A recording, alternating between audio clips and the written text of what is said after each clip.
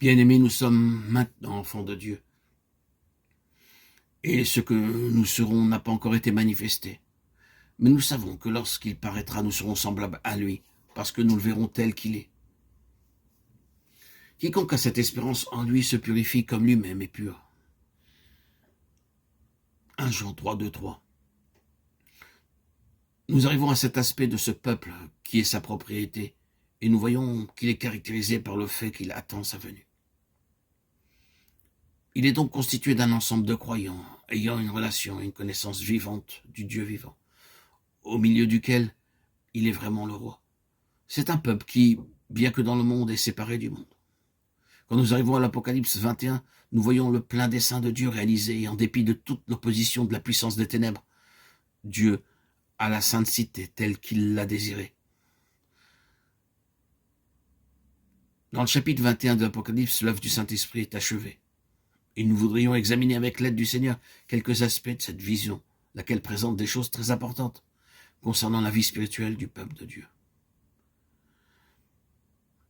Viens, je te montrerai l'épouse, la femme de l'agneau. Il me transporta en esprit, Apocalypse 21, 9, 10. Pour voir l'épouse, Jean dut être transporté en esprit, c'est-à-dire élevé. Ceci nous parle de la vie dans l'esprit, comme étant une vie ascensionnelle de croissance, et comme étant le contraire de la stagnation spirituelle.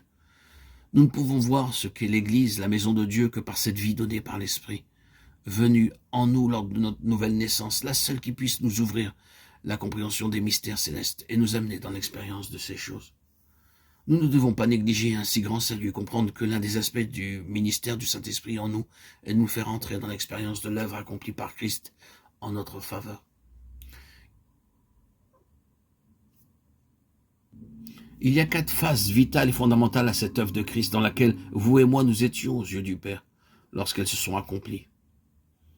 Sa mort, qui était notre union avec Christ, dans sa mort. Romains 6, 1 à 13. C'est en sa mort que nous avons été baptisés, immergés. Aux yeux de Dieu, vous et moi, nous sommes morts ce jour-là. La mort de Christ sur la croix est la fin d'une race déchue, puisant ses ressources dans l'âme qui a péché. Deuxièmement, son ensevelissement, notre union avec Christ dans son ensevelissement. Nous avons donc été ensevelis avec lui par le baptême en sa mort, Romains 6, 4. Sa résurrection, notre union avec Christ, s'est établie et notre vieil homme est retiré du regard de Dieu. Comme Christ est ressuscité des morts par la gloire du Père, de même, nous aussi nous marchions en nouveauté de vie, Romains 6, 4. Quand nous naissons de nouveau, notre esprit ressuscité est uni avec Christ ressuscité. Puis quatrièmement, notre union avec Christ dans son ascension. Il nous a ressuscités ensemble et nous a fait asseoir ensemble dans les lieux célestes en Jésus-Christ, Éphésiens 2, 6. Car vous êtes morts et votre vie est cachée avec Christ en Dieu, Colossiens 3, 3. Le Saint-Esprit nous communique la vie de Christ pour que nous vivions par cette vie, en demeurant en lui par la foi, comme le sarment sur le cep.